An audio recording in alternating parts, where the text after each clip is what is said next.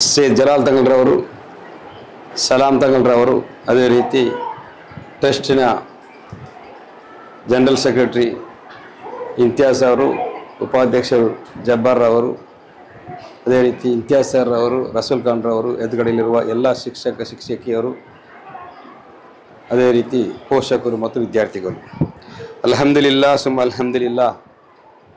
ತುಂಬ ಸಂತೋಷವಾಗ್ತಾ ಉಂಟು. 2010 ಮತ್ತು 2015 ಅವಧಿಯಲ್ಲಿ ಯಾವ ರೀತಿ ಸೈಯದ್ ಮದನಿ ಚಾರಿಟಬಲ್ ಟ್ರಸ್ಟ್ನ ಶಾಲಾ ಕಾಲೇಜುಗಳು ಅಭಿವೃದ್ಧಿಯಾಗಿತ್ತು, ಅದು ಈಗ 2023ರಿಂದ ಆ ಬದಲಾವಣೆ ಪುನಃ ಪ್ರಾರಂಭಿಸಿದೆ. ಬದಲಾವಣೆಯ ಒಂದು ಹಂತವಾಗಿದೆ ಇವತ್ತು ಈ ಕ್ಲಾಸ್ನಲ್ಲಿರುವ ಈ ಸಿಸ್ಟಮ್. ತಮಗೆಲ್ಲರಿಗೂ ಗೊತ್ತಿರಬಹುದು, ನಮ್ಮಲ್ಲಿ 3 ಥರದ ಶಿಕ್ಷಣ ಸಂಸ್ಥೆಗಳಿವೆ. ನಮ್ಮ ರಾಜ್ಯದಲ್ಲಿ ಅಥವಾ ನಮ್ಮ ದೇಶದಲ್ಲಿ 3 ಥರದ ಶಿಕ್ಷಣ ಸಂಸ್ಥೆಗಳಿವೆ. ಒಂದು ಸರಕಾರ ನಡೆಸಿದಿರುವ ಶಿಕ್ಷಣ ಸಂಸ್ಥೆಗಳು, ಗೌರ್ಮೆಂಟ್ ಶಾಲೆಗಳು. ಎರಡನೇದಾಗಿ ಮಸೀದಿ, ಮಂದಿರ, ದೇವಸ್ಥಾನ, ಚರ್ಚ್ಗಳು ನಡೆಸುತ್ತಿರುವ ಟ್ರಸ್ಟ್ಗಳು ನಡೆಸುತ್ತಿರುವ ಶಾಲಾ ಕಾಲೇಜುಗಳು, ಶಿಕ್ಷಣ ಸಂಸ್ಥೆಗಳು. ಮೂರನೇದಾಗಿ ವ್ಯಾಪಾರಸ್ಥರು ನಡೆಸುತ್ತಿರುವ ಶಿಕ್ಷಣ ಸಂಸ್ಥೆಗಳು. 3 ವಿಧದ ಶಿಕ್ಷಣ ಸಂಸ್ಥೆಗಳು ನಮ್ಮಲ್ಲಿದೆ. ಹೆಚ್ಚಿನ ಪೋಷಕರು ಹೋಗೋದು ಬಿಸ್ನೆಸ್ ಮ್ಯಾನ್ ನಡೆಸುತ್ತಿರುವ ಶಾಲಾ ಕಾಲೇಜುಗಳಿಗೆ. ಏಕೆಂದರೆ ಅಲ್ಲಿ ನಮ್ಮ ಮಕ್ಕಳಿಗೆ ಒಳ್ಳೆಯ ಶಿಕ್ಷಣ ಸಿಗಬಹುದು. ಅಲ್ಲಿ ಹೊಸ ಟೆಕ್ನಾಲಜಿಗೆ ಅನುಸರಿಸಿ ಅವರು ನಮ್ಮ ಮಕ್ಕಳಿಗೆ ಶಿಕ್ಷಣ ಕೊಡ್ತಾ ಇದ್ದಾರೆ ಅಂತೇಳಿ ನಮ್ಮ ಮಕ್ಕಳನ್ನು ಎಲ್ಲಿ ಹೋಗ್ತಾ ಇದ್ದಾರೆ. ಆ ವ್ಯಾಪಾರಸ್ಥರ ಶಾಲಾ ಕಾಲೇಜಿಗೆ ಹೋಗುವಾಗ ಆ ತಂದೆ ತಾಯಿ ಇರುವ ಆ ಕಷ್ಟ ನಷ್ಟ ಅದು ಅವರು ಮಾತ್ರ ಬಲ್ಲವರಲ್ಲದೆ ಇನ್ನೊರು ಯಾರಿಗೂ ಗೊತ್ತಾಗಲಿಕ್ಕೆ ಸಾಧ್ಯನೇ ಇಲ್ಲ. ಆದ್ದರಿಂದ ಸೈಯದ್ ಮದನಿ ಚಾರಿಟಬಲ್ ಟ್ರಸ್ಟ್ 50 ವರ್ಷಗಳ ಮುಂಚೆಯೇ ಉಳ್ಳಾಲದಲ್ಲಿ ಮರ್ಹೂಮ್ UK ಇಬ್ರಾಹಿಂ ಹಾಜಿರವರು, ಅದೇ ರೀತಿ ಇವತ್ತಿನ ಈ ಕರ್ನಾಟಕ ರಾಜ್ಯದ ಸ್ಪೀಕರ್ UT ಖಾದರ್ ಅವರ ತಂದೆ ಮರ್ಹೂಮ್ UT ಫರೀದ್ರವರು, ಅನೇಕ ಗಣ್ಯರು ಇದ್ದ ಸಮಯದಲ್ಲಿ ಟ್ರಸ್ಟ್ ಪ್ರಾರಂಭಿಸಿ ಸ್ಕೂಲ್ ಕಾಲೇಜು ಪ್ರಾರಂಭಿಸಿದೆ.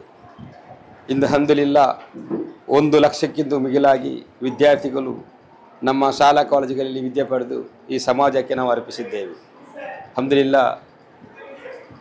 ಈ 2 ವರ್ಷದಲ್ಲಿ ಹೊಸ ಕಮಿಟಿ ಬಂದು ಈಗ ಈ 2 ವರ್ಷದಲ್ಲಿ ಎಷ್ಟು ವಿದ್ಯಾರ್ಥಿಗಳು ಇಲ್ಲಿಗೆ ಬಂದಿದ್ದಾರೆ ಅಂತ ಹೇಳಿದರೆ, ಈ ವರ್ಷ ಬಂದ ವಿದ್ಯಾರ್ಥಿಗಳ ಸಂಖ್ಯೆ, ಹೊಸ ವಿದ್ಯಾರ್ಥಿಗಳ ಸಂಖ್ಯೆ ಈ 2024-25 ಅಕಾಡೆಮಿಕ್ ಇಯರಿಗೆ ಬಂದ ಈ ವರ್ಷದ ಈ ನಮ್ಮ ಟ್ರಸ್ಟಿನ ಈ ಕ್ಯಾಂಪಸ್ಸಿನ ಸ್ಕೂಲ್ ವಿದ್ಯಾರ್ಥಿಗಳ ಸಂಖ್ಯೆ, ಒಂದು ಶಾಲೆಯ ಎಲ್ಲ ಎಷ್ಟು ವಿದ್ಯಾರ್ಥಿಗಳಿದ್ದಾರೆ ಅದಕ್ಕಿಂತ ಜಾಸ್ತಿ ನಮ್ಮ ಶಾಲೆಗೆ ಬಂದಿದ್ದಾರೆ. ವಿದ್ಯಾರ್ಥಿಗಳು ಬಂದಿರುವುದು, ಪೋಷಕರು ಈ ಶಾಲೆಗೆ ವಿದ್ಯಾರ್ಥಿ ಕಲಿಸಿಕೊಟ್ಟಿರುವುದು ಶಾಲೆಯ ಶಿಕ್ಷಣ ಮಟ್ಟವನ್ನು ನೋಡಿ, ಶಾಲೆ ಯಾವ ರೀತಿಯಲ್ಲಿ ಅಭಿವೃದ್ಧಿ ಆಗುತ್ತಾ ಇದೆ. ಅದು ಕ್ರೀಡಾ ರಂಗದಲ್ಲಿ ಆಗಿರಬಹುದು, ಅದು ಶಿಕ್ಷಣ ರಂಗದಲ್ಲಿ ಆಗಿರಬಹುದು, ಎಲ್ಲ ರಂಗಗಳಿಗೂ ಕೂಡ ನಮ್ಮ ಮಕ್ಕಳು ನಾವು ಒಳ್ಳೆಯ ರೀತಿಯಲ್ಲಿ ಅತ್ಯುತ್ತಮವಾಗಿ ನಾವು ಶಿಕ್ಷಣವನ್ನು ಕೊಡ್ತಾ ಇದ್ದೇವೆ. ಏಕೆಂದರೆ ನಮ್ಮ ಇರಾದ ಒಂದೇ, ವ್ಯಾಪಾರಸ್ಥರು ನಡೆಸುತ್ತಿರುವ ಶಾಲೆಗಳಲ್ಲಿ ತಮ್ಮ ಮಕ್ಕಳಿಗೆ ಯಾವ ರೀತಿಯಲ್ಲಿ ಅವರು ವಿದ್ಯೆಯನ್ನು ಕೊಡ್ತಾರೆ ಅದಕ್ಕಿಂತ ಜಾಸ್ತಿಯಾಗಿ ಚಾರಿಟೇಬಲ್ ಟ್ರಸ್ಟ್ನ ಶಾಲೆಯಲ್ಲಿ ಆ ಶಿಕ್ಷಣ ಸಿಗಬೇಕು ಎಂಬ ಉದ್ದೇಶದಿಂದ ನಾವು ಈ ಎಲ್ಲ ಕಾರ್ಯಗಳನ್ನು ಮಾಡ್ತಾ ಇದ್ದೇವೆ. ಈ ಸಿಸ್ಟಮನ್ನು ನೋಡಲಿಕ್ಕೆ ನಾವು ನಮ್ಮ ಮಕ್ಕಳಿಗೆ 1 ಲಕ್ಷ ರೂಪಾಯಿ ಅಥವಾ 60-50 ಸಾವಿರ ರೂಪಾಯಿ ಶಾಲಾ ಫೀಸ್ ಕಟ್ಟಿಕೊಂಡು ಹೋಗುವ ಅವಶ್ಯಕತೆ ಇಲ್ಲ. ಇಂದು ಅಲ್ಹಮ್ದುಲಿಲ್ಲಾ ಸೈಯದ್ ಮದನಿ ದರ್ಗಾ ಸಮಿತಿ ಅಧೀನದಲ್ಲಿರುವ ಸೈಯದ್ ಮದನಿ ಚಾರಿಟಬಲ್ ಟ್ರಸ್ಟ್ನ ಅಧೀನದ ವಿದ್ಯಾಸಂಸ್ಥೆಯಲ್ಲಿ ಈ ಶಿಕ್ಷಣವನ್ನು ನಿಮ್ಮ ಮಕ್ಕಳಿಗೆ ನಾವು ಕೊಡ್ತಾ ಇದ್ದೇವೆ. ಅಲ್ಹಮ್ದುಲಿಲ್ಲಾ ಸುಮ್ಮ ಅಲ್ಹಮ್ದುಲಿಲ್ಲಾ. ತಮ್ಮಲ್ಲಿ ಹೇಳಿದ ಒಂದೇ ಒಂದು ಮಾತು, ತಾವು ಈಗ ತಮ್ಮ ಮಕ್ಕಳನ್ನು LKG ನೀವು ಸೇರ್ಪಡಿಸಿದ್ದೀರಿ, ಜಾಯಿನ್ ಮಾಡಿದ್ದೀರಿ.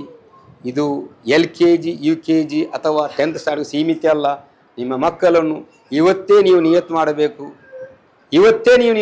ನನ್ನ ಮಕ್ಕಳನ್ನು ನಾನು ಈ LKGಯಿಂದ ಹಿಡಿದು ಮಕ್ಕಳ ಶಿಕ್ಷಣ, ಅವರ ವಿದ್ಯೆ, ಅವರ ಜೀವನದಲ್ಲಿ ಅವರಿಗೆ ಎಷ್ಟು ಶಿಕ್ಷಣ ಬೇಕು, ಗ್ರ್ಯಾಜುಯೇಟಿಂದ PG ನನ್ನ ಮಕ್ಕಳನ್ನು ನಾನು ಸೈಯದ್ ಮದನಿ ಚಾರಿಟೇಬಲ್ ಟ್ರಸ್ಟ್ ಅಧೀನದಲ್ಲಿ ಶಿಕ್ಷಣ ಸಂಸ್ಥೆಯಲ್ಲಿ ನನ್ನ ಮಕ್ಕಳನ್ನು ಬುದ್ಧಿಯನ್ನು ಕಲಿಸಿಕೊಡ್ತೇನೆ ಅಂತ ನೀವು ಇವತ್ತೇ ನೀವು ನಿಯತ್ ಮಾಡಬೇಕು.